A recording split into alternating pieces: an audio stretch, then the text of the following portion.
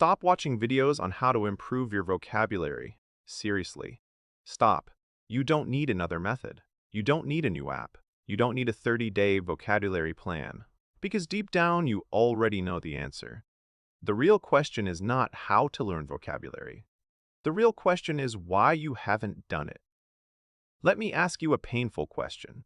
If you are smart enough to understand this video right now, why is your vocabulary still stuck at a basic level? You know grammar.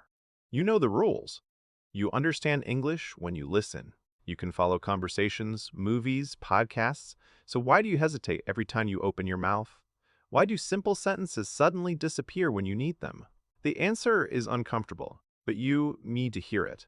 Everyone knows the best way to build vocabulary. Listen more. Read more. Learn words in context. Every teacher says it. Every textbook agrees. And they're right. This really is the best way. This is common sense, but common sense is not common action. Most people don't do it consistently.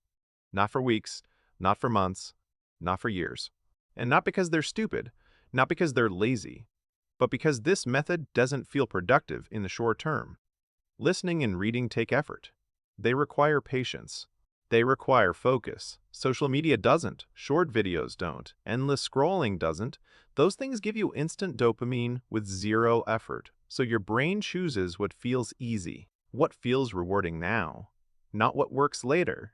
People don't avoid English because they can't learn it. They avoid it because real learning feels slow and uncomfortable at the beginning. Here's what happens when you actually listen and read on a regular basis. Something changes quietly. You start building intuition. You look at a grammar question and you don't calculate. You don't translate in your head. You don't think about rules. You just know which answer sounds right. You can't explain why, but it feels natural. That feeling doesn't come from studying rules. It comes from exposure. From seeing and hearing the same patterns again and again. Your brain learns before you consciously understand. That's how real language learning works. But many learners don't trust this process. They want control.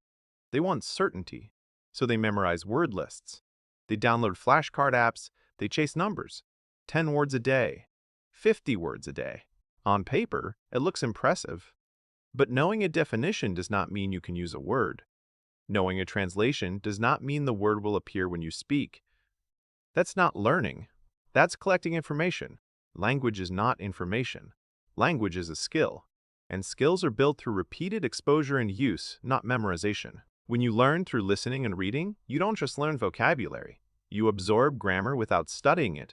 You absorb sentence structure without analyzing it. You absorb natural phrasing, rhythm, and tone. You learn what sounds normal and what sounds strange. Over time, you stop depending on teachers, explanations, and rules. You start trusting your own sense of the language. You become an independent learner, and that changes everything. Speaking English is especially hard for non-native speakers. It places huge demands on your brain. You have to listen, remember, process, choose words, and form sentences at the same time. If your brain is not trained for this, speaking feels stressful. Your mind goes blank. You panic. Listening and reading are not passive activities. They train your brain. They strengthen memory, attention, and processing speed. They make speaking easier. Not overnight, but permanently. If you don't live in an English-speaking country, this habit is not optional. You don't get English for free in your environment. You have to create immersion yourself. And this is the simplest way to do it. I've never lived abroad. I didn't have native speakers around me every day.